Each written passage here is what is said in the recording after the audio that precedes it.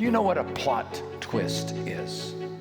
Every good story has that moment in the arc of the narrative in which things take a right turn or a left turn or a U-turn. And what happened, the viewer or the reader never imagined.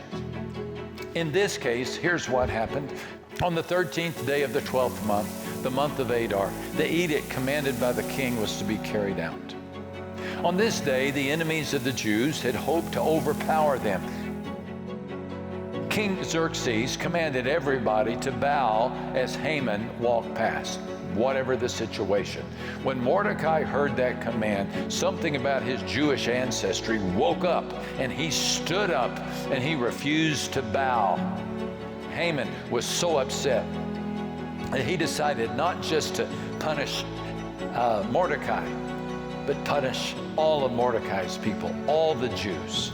But look at this. But now the tables were turned, and the Jews got the upper hand over those who hated them. And Mordecai urged his cousin Esther, Queen Esther. She explained to the king that somebody was plotting the death of her people as well as herself. The king was perplexed. Who could this be?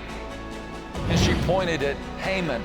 Well, the king turned his wrath on Haman, and that was the end of Haman. God flipped this story on its head. From one moment to the next, a peripety is a literary device that describes a plot twist. In the case of Esther, there is a peripety parade. And God's people went from Esther 4:3 to Esther 8:16. There was great mourning among the Jews, with fasting and weeping and wailing. Many lay in sackcloth and ashes. That's Esther 4:3. Now compare that with Esther 8. For the Jews, it was a time of happiness and joy, gladness and honor. Are you closer to Esther 4 or Esther 8 today? Maybe you live under the shadow of a Haman. Maybe the pandemic has taken all your joy. The struggles of life have pilfered your life, and you don't know where to turn. With every ounce of energy I can muster, I urge you, friend, for all you know, your peripety will happen before the day's over. You know that God is a peripety-making God. Don't underestimate the power of God. But most of all, you got to stay in the game. Esther could have given up. Mordecai could have given up, but they all chose the road of faith.